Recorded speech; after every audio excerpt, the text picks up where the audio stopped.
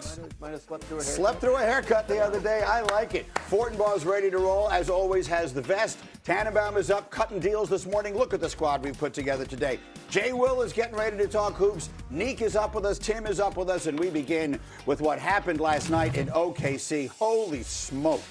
This could not have gone worse for the Lakers under any circumstances. This was going to be the game, right? They had this great march, right? That man, Luka Doncic, played so well going up against SGA. Well, first quarter, this is what the entire first quarter looked like. The Lakers missing, and then SGA, watch this move. Look at this move. Leaving Austin Reeves standing still. Thunder by 11. Shortly after that, LeBron, we got another turnover. We're going the other way. The Thunder had 14 points off turnovers in the first quarter. This is Lou Dort knocking down a three. Thunder by 16. Now, here's where it gets much, much worse. We're in the second quarter, late in the half, and just look at Luka. Forget about the play.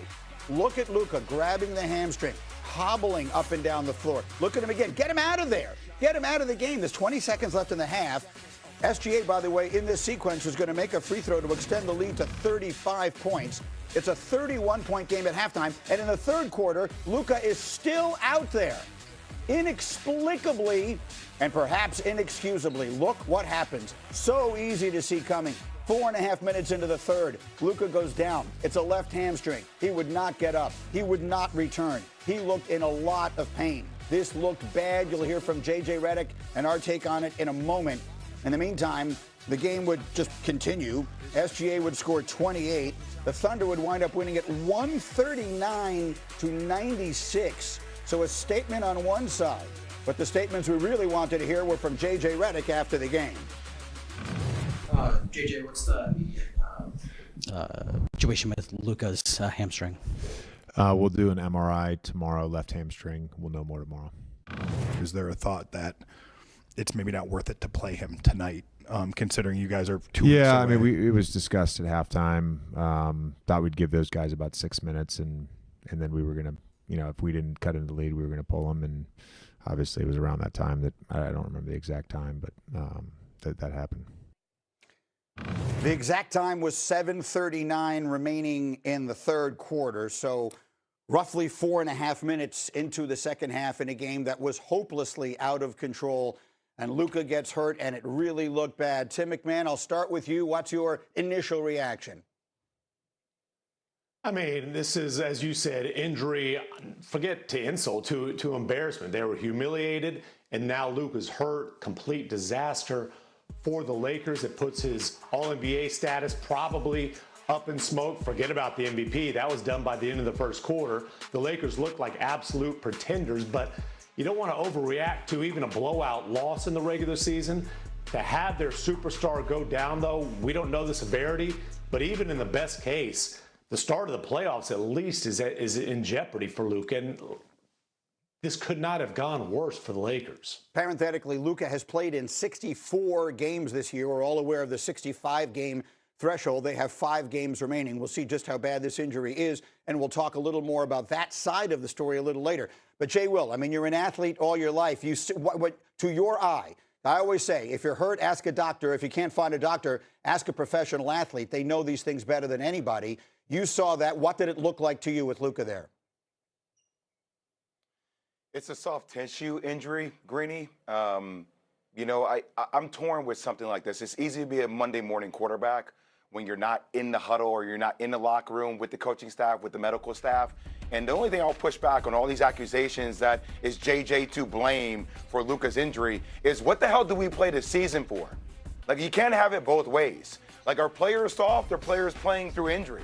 And I know that you can say, hey, the playoffs are 2 weeks away, but at the same time, you're playing for that third spot. You're playing not to play OKC, so you're playing to actually have Denver not get on your ass. So at some point, you got to play. And I'm sure that Luka, with the staff, with the coach, were able to sit down and talk about, sometimes in games like this, Greeny, even if you're getting smacked by 35 points, you play those first 6 minutes of the third quarter, you cut into the lead, all of a sudden there's a ball game going on in the fourth quarter. So I get it. But for me, this is why you play the game to come down to the last 2 weeks of the regular season and the playoffs. I'll buy it. So then, Tim, let me come to you then. And Jay, jump in if you know differently or know more. Give me all the people who have to sign off on him playing. It's what JJ says. our game plan, the coach can decide, all right, we're going to leave our starters in there for the first 6 minutes and see if we make it a game. But he doesn't decide that until some other person or people tell him, yes, it's okay to send Luka back out there. Who are those people, Tim?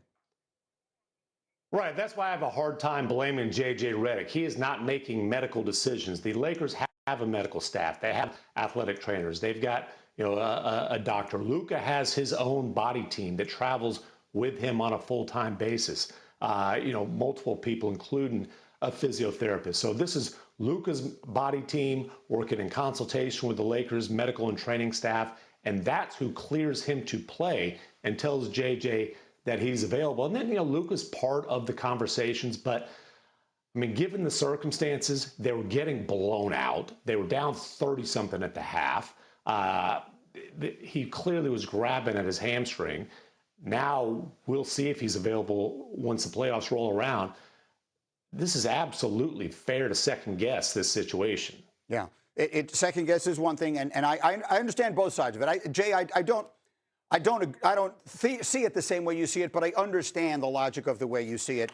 So we'll see what winds up happening with him. Now, Oklahoma City, Jay, just give me a quick take on that. Now, buried beneath the injury here to Luka is OKC, even before he got hurt. A 30-point smackdown on the Lakers. What did they show, Jay Will, last night, this Thunder team heading into the playoffs? They're just who they are defensively, Greeny. The first quarter, literally, they blitzed the Lakers just by ball pressure. That's always been a conversation around the Lakers with Austin Reeves and some of their ball handlers. I think Austin Reeves had 4 turnovers in the first quarter.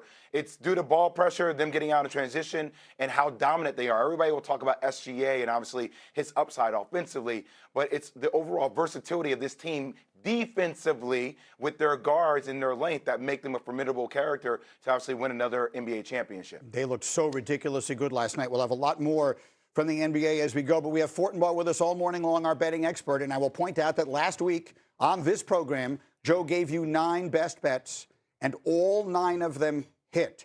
So that's a pretty good batting average. Let's see how we do this week. Should imagine he'll keep going. Let's talk about OKC. You see some value with their big rivals out west, right? Is that the first place we begin? Yeah, I still think you look at the Spurs at plus 350. Since February 1st, they're 27-2. They're number 1 in offensive rating, number 2 in defensive rating, number 1 in net rating. They have the head-to-head over OKC, although that doesn't matter as much as some might think going into the playoffs. The thing I want to focus on is how often we knock San Antonio for not having experience in the playoffs. Okay, but couldn't that also help to an extent? Oklahoma City played 23 playoff games last year, an extra 2 months of basketball that San Antonio didn't play. If these two meet, it's going to be in the Western Conference Finals. The rest advantage is going to lie with San Antonio. Okay, we'll do the MVP one a little later. I want to get to my football crew, but we have much more, including the 65-game debate that I think is going to get super loud all across NBA conversations today. But we are less than 3 weeks to the NFL